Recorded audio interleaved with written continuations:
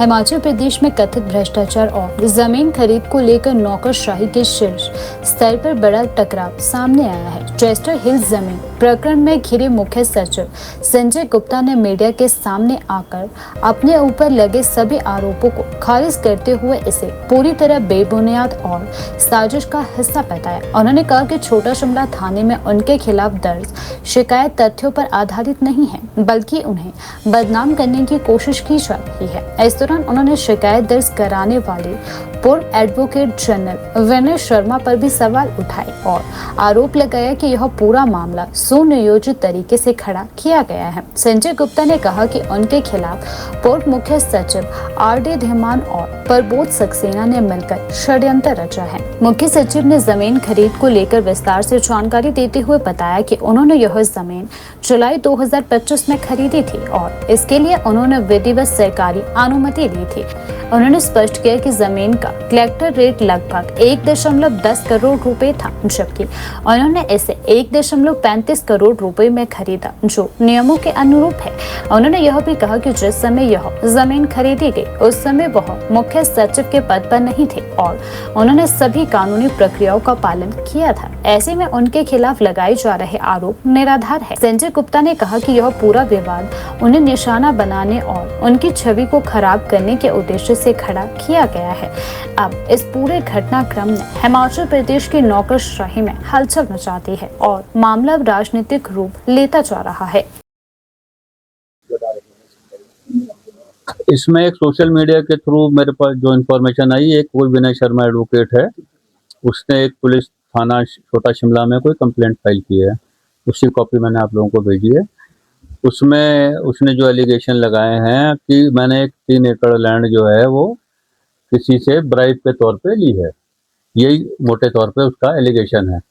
तो जब इसके विषय में मैं पहले आपको ये बताना चाहता हूँ कि जो एक 3 एकड़ लैंड जो मैंने ली है, ये लैंड की परमिशन उसने कहा है कि सरकार से नहीं ली गई। तो मैं आपको बता दूं कि इसकी परमिशन सरकार से जुलाई 2025 में ली गई है, जबकि मैं मुख्य सचिव भी नहीं था और पिछले मुख्य सचिव ने दी है।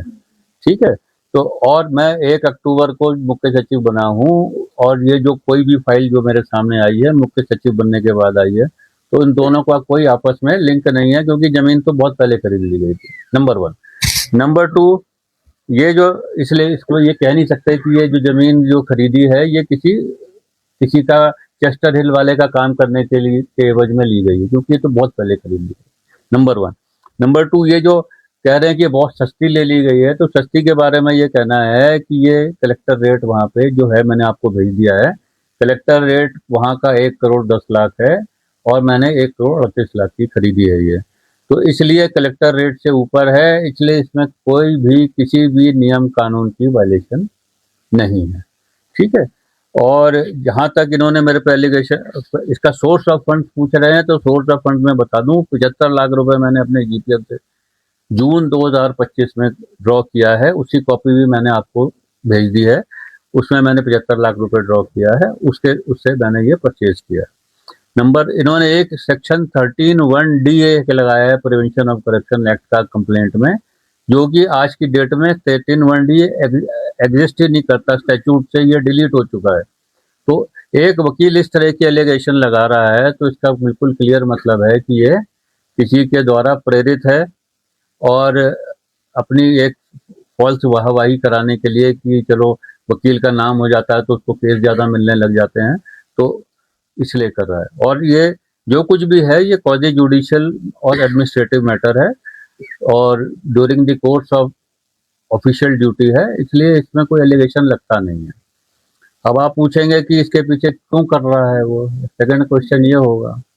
सेकंड क्वेश्चन जो है इसमें मैं आपको बताऊं, जब मैं चेयरमैन बिजली बोर्ड था तो मैंने वहां पे 500 करोड़ का प्रॉफिट कमाया, जिसकी वजह से मुख्यमंत्री ने मेरा काम देखते हुए मुझे फिर यहाँ पे मुख्य सचिव लगाया।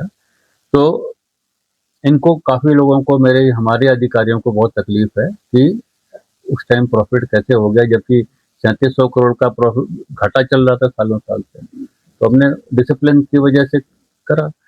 तो वहाँ पर मैंने 2 कंप्लेंट करके 2 FIR कराई थी, जिसमें हमारे पूर्व CMD आर.डी. धीमान का भी था इशू और एक ग्रोवर है जो कि वो भी बकवास कर रहा है इस सब इशू के ऊपर, ठीक है ना।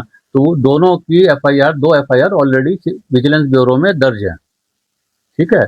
और वो मैटर अब ईडी ने भी टेक ओवर कर लिया है, ठीक है। एक गिलवर्ट इस्पात का है जिसमें 10-12 करोड़ का लॉस है, और एक 130 करोड़ की लाइन रेगुलेटर के ऑर्डर के वायलेशन में बनाई गई कुनिहार नालागढ़ लाइन, उसका इशू है। तो वो दोनों इश्यूज को सरकार विजिलेंस ब्यूरो में दर्ज हो गया और उसकी इन्वेस्टिगेशन चल रही है। और जहां तक मेरी सूचना है उसमें आरडी धीमान के खिलाफ आके एक एक्शन ने बयान दे दिया है कि मेरे से जबरदस्ती कराने का प्रयास किया गया, गलत काम मैंने नहीं किया, तो मुझे परेशान किया, फिर मेरे एससी से जबरदस्ती और डायरेक्टर से जबरदस्ती आरडी धीमान ने काम कराया।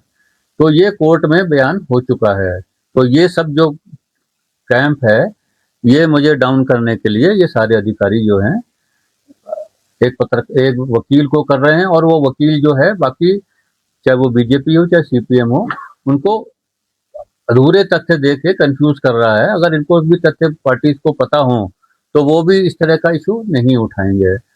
दूसरा इशू यह है कि अभी पीछे मुख्यमंत्री महोदय ने बीजेपी के शक्ति जी के प्रश्न पे बोला था कि जहाँ कहीं भी डाउटफुल इंटीग्रिटी के लोग हैं उनको ना तो एक्सटेंशन दी जाएगी और ना ही जिनकी दे दी गई है उनकी कैंसिल की जाएगी। उसमें हमने पत्र विजिलेंस यहाँ पर्सनल डिपार्टमेंट में मुख्यमंत्री के आश्वासन पे इशू कर दिया है। और हम इसी में मैं आपको ये बताना चाहूँगा कि ये क्योंकि दीवान और ये प्रबोध सक्सेना कहीं विजिलेंस सीबीआई और ईडी में फंसे हुए हैं, तो ये सब प्रपंच रच रहे हैं मुझे बदनाम करने के लिए कि कहीं इनको एक्सटेंशन ना मिल जाए या इनको कहीं और फ्रेश अपॉइंटमेंट ना मिल जाए। इसलिए ये एक दुर्भावना की से प्रेरित होकर चारों तरफ ये कि मिस इन्फॉर्मेशन कैंपेन चला रहे हैं, ये मेरा क्लियर वो है। और मैंने जो है उसके ऊपर, और इसको मैं बता दूं कि प्रबोध सक्सेना की इंटीग्रिटी डाउटफुल है, इसकी ऑर्डर हमने विजिलेंस ब्यूरो पर्सनल डिपार्टमेंट ने पावर डिपार्टमेंट को पहले भी दे रखा है कि ये इनकी इंटीग्रिटी डाउटफुल है, ये दे रखा है। और आज मैंने राकेश कंवर जी को बोला है कि इस इशू को मुख्यमंत्री के सामने पेश करें, क्योंकि मुख्यमंत्री का खुद का आश्वासन है कि ऐसे लोगों को किसी भी पोस्ट पर रिटायरमेंट के बाद नहीं लगाया जाएगा और जिनकी हो गई उनकी कैंसिल की जाएगी।